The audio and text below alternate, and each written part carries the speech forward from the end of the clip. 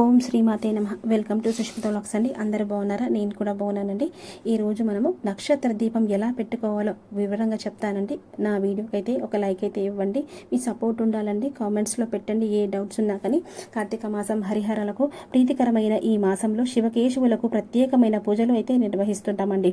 ఈ మాసం నదీ స్నానము, దీపారాధన, దీపదానాలు ఎంతో ప్రసిద్ధం చెందింది. అంతేకాదు ఈ నెల మొత్తం కూడా ఒక్కో రోజుకు ఒక్కో విశిష్టత ఉంది. ముఖ్యంగా ఈ మాసంలో వచ్చే కార్తీక పౌర్ణమి ఎంతో శక్తివంతమైనదండి. పురాణాలకు ప్రకారం కార్తీక పౌర్ణమి రోజునే ఈశ్వరుడు త్రిపురాసురుడు అనే రాక్షసుడిని సంహరించాడంట. అందుకే దీని త్రిపుర పౌర్ణమి అని కూడా అంటారు. కాగా ఈ ఏడాది కార్తీక పౌర్ణమి నవంబర్ 15వ తేదీ శుక్రవారం వచ్చింది. అయితే ఈ రోజున గ్రహ దోషాలు, జాతక దోషాలు పోగొట్టుకునేందుకు నక్షత్ర దీపం అయితే వెలిగించుకోవాలండి. ఇలా దీపాన్ని మనకి ఇంట్లో నక్షత్రాలంటే మన పుట్టిన పేర్లపైన నక్షత్రాలు ఉంటాయి కదా, గ్రహ దోషాలు ఏ దోషాలు ఉన్నా కానీ మన ఇంట్లో వాళ్ళు కూడా వెలిగించుకోవచ్చండి. జాతక దోషాలు అన్నీ తొలగిపోతాయి. నక్షత్ర దీపం వెలిగించాలని ఇలా పురాణాల్లో ఉందండి. ఇలా నక్షత్ర దీపం ఎలా వెలిగించాలి? కార్తీక పౌర్ణమి రోజు సాయంకాలం శివాలయంలో కానీ విష్ణు ఆలయంలో కానీ నక్షత్ర దీపం వెలిగించుకోవచ్చండి. ఆలయ ప్రాంగాల్లో నక్షత్ర దీపం పెట్టలేని వారు తులసి కోట దగ్గర కూడా ఇంట్లోనైనా పెట్టుకోవచ్చు. అలా నక్షత్ర ముగ్గు అయితే వేసుకోవాలండి. నేనైతే ఇలా నక్షత్ర ముగ్గు అంటే నక్షత్ర ముగ్గనే కాదండి, నక్షత్రం ఏదైనా సరే ముగ్గు అయితే వేసుకోవచ్చు. నక్షత్ర ముగ్గే వేయాలని ఏమీ లేదు. బిందువులు వస్తాయండి. 27 బిందువులు అంటే 27 నక్షత్రాలని మనము స్థాపించుకున్నట్టు అనమాట. ఇలా వరిపిండితోనైనా సరే, గోధుమ పిండితోనైనా సరే ప్రమిదలు చేసుకొని ఆవు నెయ్యితోనైనా సరే, లేకపోతే నువ్వుల నూనెతోనైనా సరే మనమైతే ఇలా దీపాన్ని అయితే వెలిగించుకోవచ్చండి. దీపాన్ని పెట్టుకోవాలి. నేనైతే ముగ్గు వేశానండి వరిపిండితో ముగ్గు వేసి నక్షత్ర దీపాన్ని అయితే వెలిగిస్తున్నానండి. ఎటువంటి దోషాలున్నా పిల్లలకు కానీ పెద్దలకు కానీ ఎటువంటి దోషాలున్నా తొలగిపోతాయండి. అది కూడా పౌర్ణమి రోజు సాయంకాలం పూట ఈ నక్షత్ర దీపం వెలిగించుకోవాలి. ఇలా నక్షత్ర దీపం వెలిగించే సమయంలో ఓం నమః శివాయ అంటూ మనము మనస్సులో ధ్యానం చేసుకుంటూ ఈ దీపాన్ని అయితే ఇలా పెట్టుకోవాలండి. ఇలా ముగ్గులో పెట్టుకొని దీపాలని 27 నక్షత్రాలు బదులుగా 27 జ్యోతులని వెలిగించుకోవాలి. ఆవు నెయ్యితోనైనా సరే, లేకపోతే నువ్వుల నూనెతోనైనా సరే ఇలా వెలిగించుకోవచ్చండి. అందరూ కూడా వెలిగించుకోవచ్చు. ఒక్కరే కాదండి, స్త్రీ పురుషులు అనే భేదం లేకుండా మట్టి ప్రమిదలో కూడా వెలిగించుకోవచ్చు. కాకపోతే ఇలా నక్షత్ర దీపము పిండితో ప్రమిదలు చేసిన జ్యోతులను వెలిగిస్తే చాలా విశేషమైన ఫలితం అయితే దక్కుతుందండి. అయితే దేవాలయాలకు వెళ్ళలేని వారు కూడా ఈ విధంగా ప్రకారం ఇంటి వద్ద కూడా వెలిగించుకోవచ్చు. ముందుగా ఇంటిని ఆవరణలో పీట ఏర్పాటు చేసుకోవాలండి. దానికి పసుపు రాసి కుంకుమ బొట్టు పెట్టి నక్షత్ర ముగ్గు వేయాలి. ఏ ముగ్గు అయినా సరే వేసుకోవచ్చు. కొంతమంది నవధాన్యాలు కూడా వేస్తారండి. ముగ్గులోనైనా సరే ఇలా పెట్టుకోవచ్చు. ఆ తర్వాత పసుపు కుంకుమ అలంకరించుకొని నువ్వుల నూనెతో మనము ఇలా ప్రమిదలు అయితే ఏర్పాటు చేసుకోవాలి. మన ఇంట్లో గ్రహ దోషాలున్నా, పిల్లలకి కానీ దిష్టి దోషాలున్నా కానీ తొలగిపోతాయండి. ఇలా నక్షత్ర దీపం వెలిగించుకుంటూ ఓం నమః శివాయ అనుకుంటూ కూడా మనం నక్షత్ర దీపాన్ని వెలిగించాలి. తప్పకుండా ఇలా నక్షత్ర దీపం వెలిగిస్తే ఏ ఇంట్లోనైనా సరే ఎంతటి పీడ ఉన్నా సరే అన్నీ తొలగిపోతాయంట.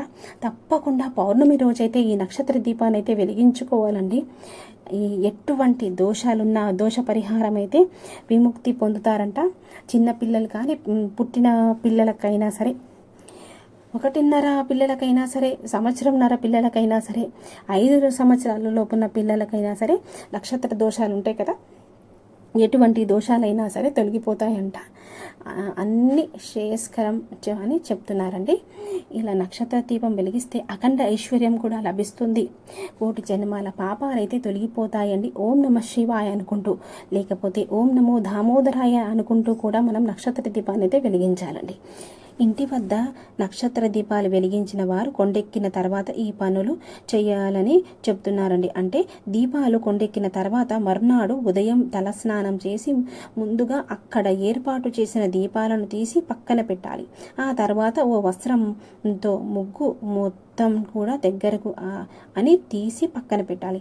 ఇలా పక్కకు పెట్టిన ప్రమిదలు ముగ్గు మిశ్రమాన్ని ఎవరూ తొక్కని చోట చెట్టు మొదల్లో వేయాలంటున్నారండి.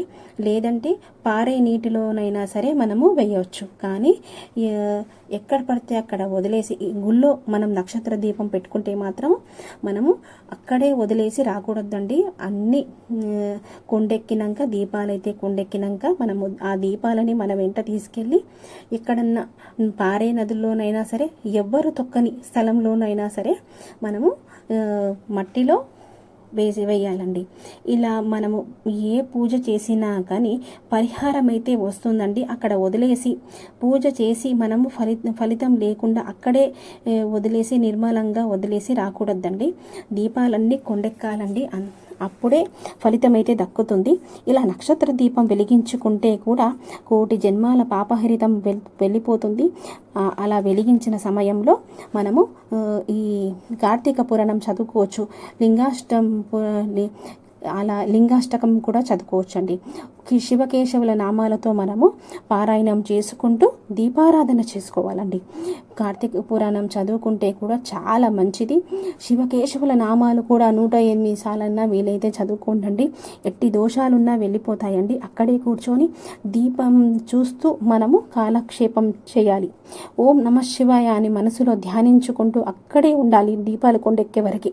ఇలా జపం చేసుకుంటూ దీపాలన్నీ కొండెక్కే వరకు అక్కడే కూర్చొని మనము ఆ దీపాలు కొండెక్కినాక తర్వాత పక్కకు జరగాలండి. అప్పటి వరకు అయితే మనము ఉన్న స్థలం నుంచి అయితే పక్కకు జరగద్దండి.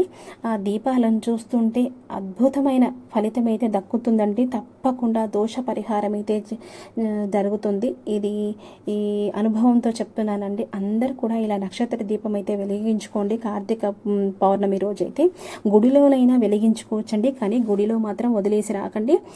దీపాలు కొండెక్కినాక మళ్ళీ ఆ దీపాలన్నీ మనము ఏదైనా వస్త్రంలో పెట్టుకొని ఇంటికి చేరి ఇంటి వద్ద దగ్గర మనము నిర్మలమైన ప్లేస్లో ఎవరి నడవని చోట్ల వేసుకోవచ్చండి.